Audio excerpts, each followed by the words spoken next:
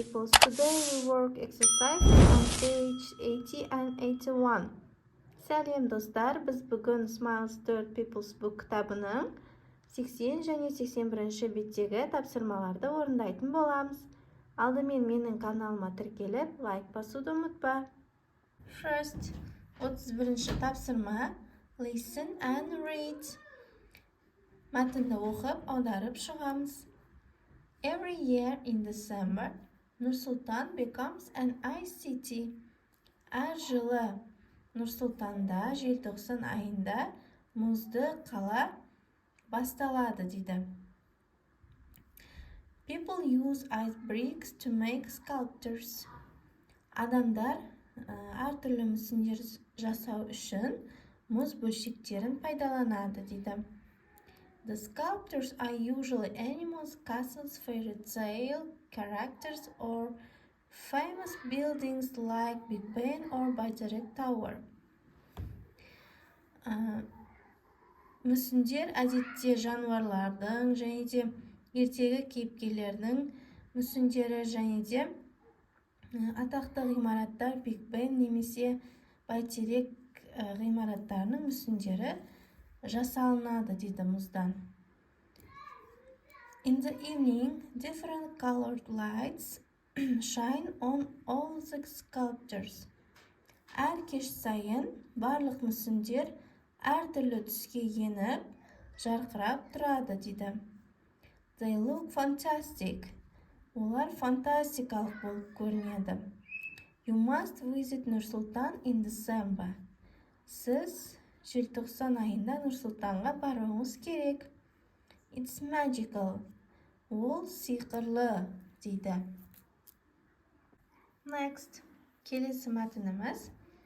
Every year in January and February, thousands of people visit the Quebec Winter Carnival.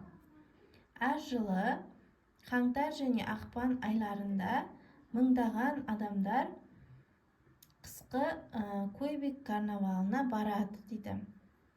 At the carnival, there are lots of fun activities for everyone.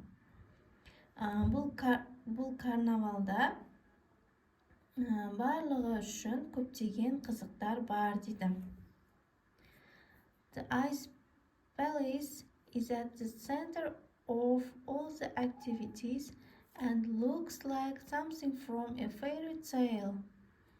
Мұз сарайы барлық іс-шаралардың ортасында және ол ертегідей көрінеді дейді.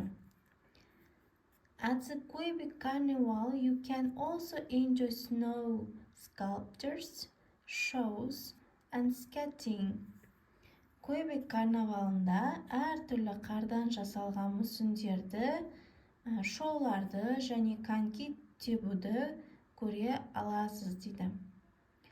The carnival lasts for 17 days, so there is lots of time to try everything. Карнавал 17 күнге созылады дейді. Бұл жерде барлығын тамашалау үшін уақытыңыз көп болады дейді. Next, келесі тапсырма read and answer. Бұл жерде сұрақтар берілген, сұраққа жауап бер дейді. Бірінші сұрақ. When does Нұр-Сұлтан become an ICT? Нұр-Сұлтанда мұз қалашығы қашан басталады дейді. Жауабы every year in December. Әр жылы желтоқсан айында. What do the people use to make sculptures? Адамдар мүсіндерді жасау үшін нені пайдаланады дейді. Ice bricks. Мұз бөлшектері. Келесі. What are the sculptures usually? Әдетте ненің мүсіндерін жасайды дейді. Жауабы The sculptures are usually animals, castles, fairy tale characters, or famous buildings like Big Ben or Direct Tower. Төртінші сұрақ. When is the Quebec Winter Carnival? Quebec қысқы карнавалы қашан болады дейді. Жауабы every year in January and February. Бесінші сұрақ. How many days does it last? Ол қанша уақытқа созылады дейді. It lasts for 17 days. Ол 17 күнге созылады. Келесі 33-ші тапсырма. Find information about an unusual festival. When is it? What can you say or do there? Make a project or a PowerPoint presentation. Present it to the class. Бұл жерде әркім өзі бір фестиваль туралы ақпарат жинап, жазып, және де оны презентация жасап, өз классында, сыныбында көрсет дейді. Мысалға, Конституция күні туралы жазсақ та болады. 30 August is the day which is regarded as the Constitution Day of Kazakhstan and is a national holiday. The Constitution Day honors the establishment of the Constitution of the Kazakhstan Republic, which happened in 1995. Road celebrations, marches, and the firecrackers can be delighted in at this day. Next, келесі тапсырма. Look, read, and circle. Мына жерде заттардың суреті берілген, оларды аттарын белгілеп шығамыз. Бірінші, cool box. Екінші, whistle, ысқырғыш. Келесі, blanket, одеяло. Төртінші, fishing rod, қармақ. Келесі, campfire, алау. Penknife, пышақ. Келесі үшінші тапсырма. Нұрлан wants to go camping with his family. What must or mustn't he do? Read and complete. Бұл жерде Нұрлан табиғат аясына саяхатқа шыққан кезде не істеу қажет, не істемеу қажет. Соны must немесе mustn't етістігін қойып, сөйлемді толтырып жазамыз. Бірінші сөйлем. He mustn't light campfires near trees. Ол отынды ағаштарға жақын жақпау қажет. Екінші сөйлем. He mustn't go for a walk alone. Ол жалғыз жаяу жүрмеу қажет. Үшінші. He mustn't make much noise. Ол көп шуламау қажет. Төртінші. He mustn't go near wild animals. Ол жабайы аңдарға жақын жүрмеуі қажет. He must have a rope with him.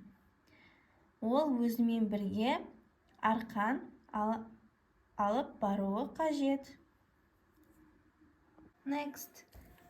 Келесі тапсырма екінші. Read and complete. Оқы, сөйлемді толтыр дейді. Бұл жерде суреттегі ауа райына байланысты сөздерді жазамыз. Бірінші сөйлем. What's the weather like? Ауа райы қандай? It's hot and it's sunny. Күн ыстық және күн шығып тұр дейді. What's the weather like? Ауа райы қандай? It's cold and it's snowy. Бұл жерде қардың суреті тұр және де it's cold дегеніміз күн суық және де қар жауып тұр.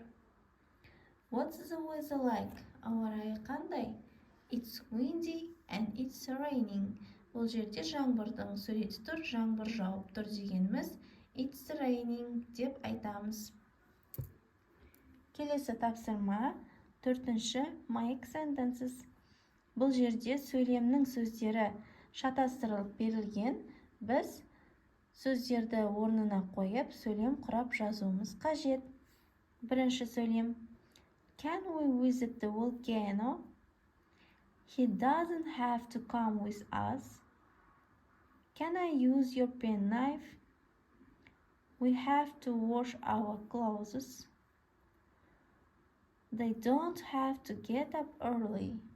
Осымен балалар, бүгін біз тапсырмаларымызды сәтті орындадық. Сендерге ұнаған болса, лайк басып, подписация етуді ұмытпа. Және де достарыңа жіберіп қой. Goodbye!